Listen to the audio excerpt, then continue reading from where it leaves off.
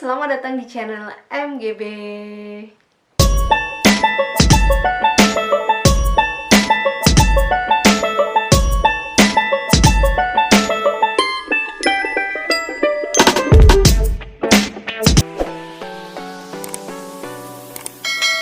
Kali ini saya akan membahas suatu tanaman yang banyak ditanyakan ketika saya membuat garden tour atau membuat postingan baik di Instagram maupun di YouTube, yaitu tanaman yang terkenal sebagai Queen of Vegetable atau ratunya sayuran. Apakah itu? Yap, benar sekali, dia adalah kale. Nah teman-teman, kale atau ya orang Indonesia biasa menyebutnya kale gitu ya. Tapi kalau orang sini, orang bule biasa menyebutnya kale gitu. Kale itu memang tidak begitu familiar di Indonesia, khususnya di daerah-daerah ya teman-teman. Tapi kalau di supermarket di kota-kota besar seperti di Jakarta, di Surabaya, atau di Medan mungkin ya, itu sudah masuk ke supermarket. Dan kale itu kalau di supermarket harganya cukup mahal ya teman-teman. Kenapa sih kale itu cukup mahal? Ya yang pertama karena dia bukan tanaman asli dari Indonesia. Dan yang kedua, kale itu belum banyak dibudidayakan di Indonesia. Dan yang ketiga, kale itu terkenal dengan kandungan nutrisinya yang banyak, sampai-sampai dia disebut sebagai salah satu superfood, makanan yang super, mengandung banyak gizi dan nutrisi. Oke teman-teman, kali ini saya akan membahas dulu untuk teman-teman yang baru tahu tentang kale. Beginilah wujudnya kale itu.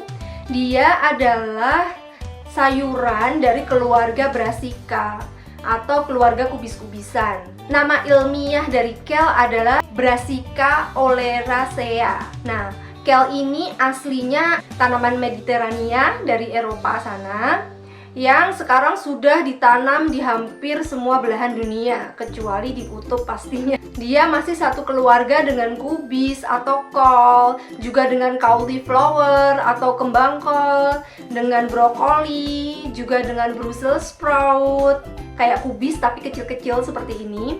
Nah di Indonesia juga jarang ini Brussels sprout, tapi kalau di luar negeri kayak saya di Australia ini banyak dijual Brussels sprout. Juga kailan atau kalau di sini disebutnya Chinese kale, banyak digunakan dalam masakan Cina. Nah teman-teman, sebenarnya nutrisi apa saja sih yang terkandung dalam kale? Wah, nutrisinya banyak sekali teman-teman, baik vitamin maupun mineral. Di antaranya ada vitamin A, vitamin B, vitamin C, vitamin K. Juga ada mineral-mineral seperti kalsium, juga ada potasium, juga ada fosfor, juga ada kalium, magnesium, dan juga zat besi. Itu semua terkandung dalam kale. Kale ini sebenarnya adalah tanaman annual atau tanaman semusim. Biasanya ketika dia sudah berada di masa puncaknya gitu, dia dipotek daunnya beserta kuncupnya. Tapi bisa juga dia tumbuh sampai bienal atau 2 tahunan. Dia lebih dari 1 tahun itu bisa teman-teman, dengan perawatan yang tepat tentunya. Caranya adalah kita potek daun-daun yang terluar. Jangan langsung ke pucuknya. Jadi pucuknya jangan langsung dipangkas semuanya teman-teman. Walaupun ketika kita memangkas pucuknya semuanya, kale ini dia tetap bisa menumbuhkan anak-anak di bekas potekan daunnya. Sungguh luar biasa dia, itu tanamannya bandel memang. Makanya kale ini adalah salah satu sayuran yang wajib saya tanam di kebun, baik ketika saya masih di Indonesia maupun ketika saya sudah sekarang ada di Australia. Di sini baik musim dingin, musim panas, musim gugur, musim semi, semua musim dia bisa tumbuh dengan baik teman-teman. Untuk perkembangbiakan dari kale ini, dia dilakukan secara generatif maupun vegetatif. Secara generatif dilakukan dengan biji ya teman-teman, dengan benih. Benihnya kale itu sama seperti benihnya kubis dan benihnya sawi. Semai di tanah yang subur ya. Kalau udah pecah benih seperti ini, wajib banget langsung dijemur di bawah sinar matahari pagi.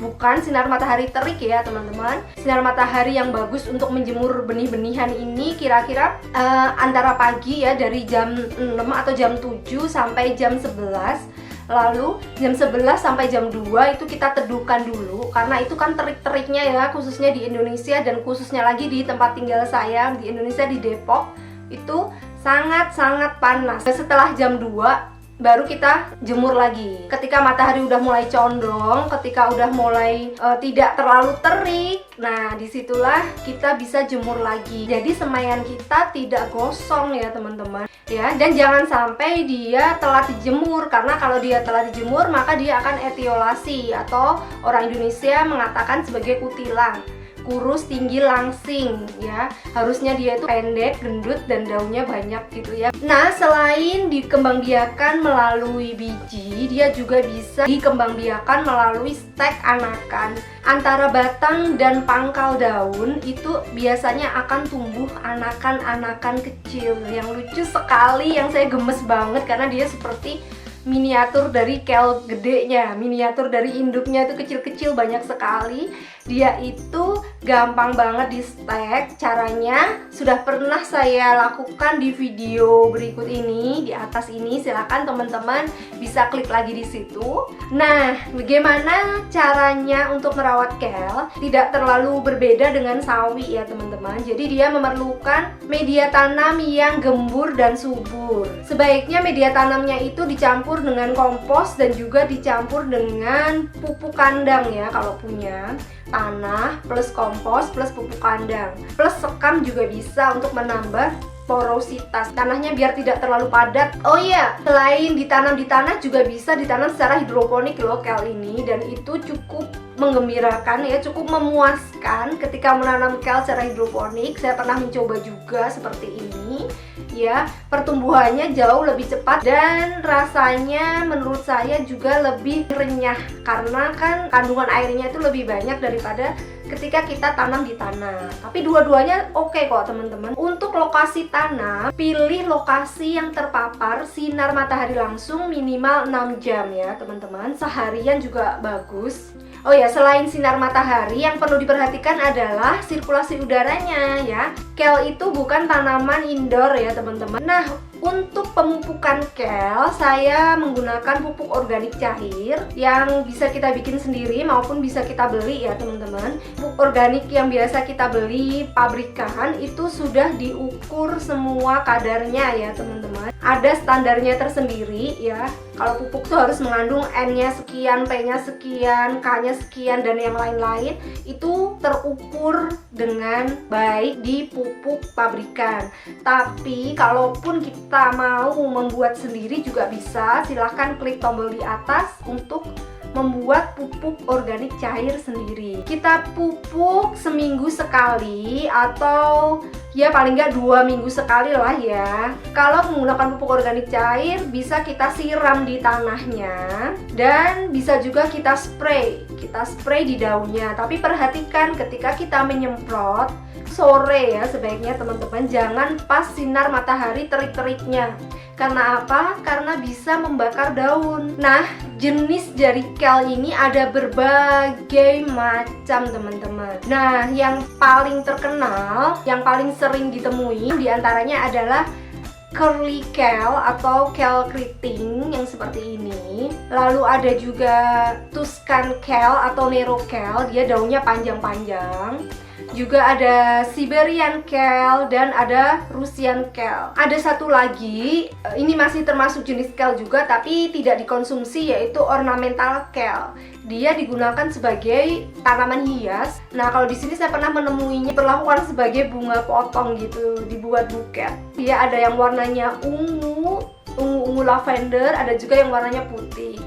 Cantik sekali teman-teman. Di antara semua kel itu, 6 yang pernah saya tanam yaitu curly kel, lalu ada Nero kel. Nero kel ini punya versi terbaru dari Nero kel adalah Black Magic kel. Lalu juga ada Red Russian kel, pengembangannya adalah Red Ursa kel, dan ada Siberian kel. Jadi 6 jenis kel yang pernah saya tanam. Dari keenamnya ini, menurut saya yang rasanya paling enak adalah Red Russian sama Red Ursa, karena dia tuh selain cantik ya, ada warna pink-pinknya keungu-unguan, dia juga daunnya tuh lebih lembut kalau menurut saya daripada si Curly Kale dan Nero Kale. Itu selera saya sih teman-teman. Mungkin teman-teman punya selera yang lain, silahkan tulis di kolom komentar ya, jenis kale apa yang paling teman-teman sukai. Oh iya, bagi yang belum pernah memakan tanaman kale ini dan penasaran gimana rasanya, oke, saya akan kasih bocoran. Kale ini rasanya seperti kubis tapi lebih kuat rasanya. Jadi lebih kerasa daunnya, terasa sayurnya daripada kubis. Karena kubis kan dia memang daun yang masih muda ya, makanya dia warnanya putih. Nah tapi kalau kale ini kan memang daun yang udah mateng, yang udah hijau gitu. Jadi rasanya memang lebih kayak daun, lebih berserat, lebih alot daripada si kubis. Bagaimana cara mengolah kale? Nah sebenarnya yang paling baik, yang paling banyak manfaat yang bisa kita terima ketika kita mengkonsumsi kale itu dalam keadaan mentah ya teman-teman. Bisa kita jus maupun kita bikin lalapan atau bisa kita smoothies. Enak sekali. Saya biasanya membuat smoothies kale dan nanas, karena nanas itu kan rasanya agak tajam ya teman-teman, rasanya kuat sehingga dia bisa menutupi rasa langunya dari si kale ini. Terus juga pakai strawberry juga bisa, atau mangga, itu enak banget. Terus bisa juga kale ini kita masak seperti sawi ya, bisa kita tumis, bisa juga kita bikin sayur bening, juga sayur santan, juga bisa kita buat salad. Oh iya, saya pernah membuat olahan cheese stick dari kale, bisa buat mewarnai mie juga loh teman-teman. Jadi mie-nya nanti hijau. Ini cocok banget untuk menyiasati anak yang susah makan sayur. Jadi kita campurkan dengan bahan yang lain ya teman-teman. Oh iya, dan saya juga pernah membuat kale chips. Jadi dia itu keripik kale. Nah kalau keripik daun kale ini tidak bisa kita gantikan dengan sawi ya teman-teman. Rasanya beda banget nanti. Kalau teman-teman penasaran silahkan klik videonya di atas ya, kale chip itu seperti apa. Bahkan anak saya yang nggak doyan sayur pun dia lahap makan kale chip ini. Nah kendala yang biasanya kita temui ketika menanam kale itu, kalau saya pribadi adalah ulat teman-teman. Jadi kan teman-teman yang geli sama ulat mungkin bisa mulai dicoba untuk dalam tanda kutip ya menerapi diri sendiri ya, karena kale ini kan kaya akan nutrisi ya, tanaman yang sehat banget untuk tubuh kita. Jadi berani-beranikanlah diri kita untuk menghadapi ulat demi menanam kale ya teman-teman. Dan ulatnya itu ada bermacam-macam. Saya pernah mendapatkan ulat bulu seperti ini teman-teman. Nah ini saya nggak tahu sih kupu-kupunya kayak apa kalau yang ulat bulu seperti ini. Ini geli banget teman-teman. Terus selain ulat bulu ada ini, ulat yang tidak berbulu. Ini disebut cabbage worm. Dia biasa menyerang keluarga kubis-kubisan. Banyak sekali. Jadi tiap kali saya menanam kale ya, itu paling nggak seminggu sekali tuh pasti ada si ulat ini. Ulat dari kupu-kupu putih kayak gini teman-teman. Ada juga ulat seperti ini. Dia adalah worm loop atau caterpillar loop. Jadi ulatnya itu bisa bengkok kayak gitu. Ini tuh ada di Indonesia, juga ada di sini teman-teman. Dia juga suka banget daun kale. Cara mengatasinya disemprot dengan pestisida atau diambil secara manual. Karena ini kebun saya, kebun kecil aja sih, kebun skala rumahan.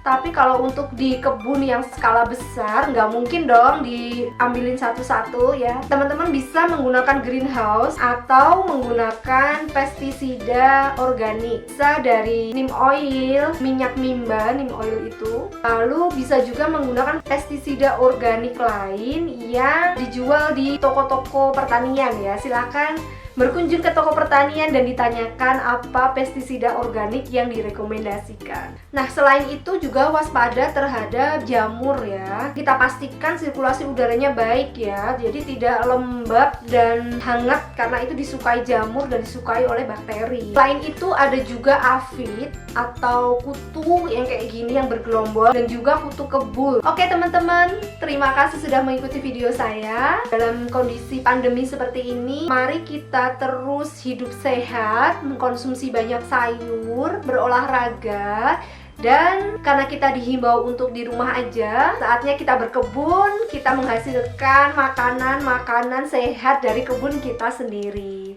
Oke, terima kasih sudah mengikuti video saya. Silahkan diklik tombol like jika dirasa video ini bermanfaat, dan juga bagikan kepada orang lain yang mungkin membutuhkan informasi tentang kale. Terima kasih, sampai jumpa di video selanjutnya. Bye.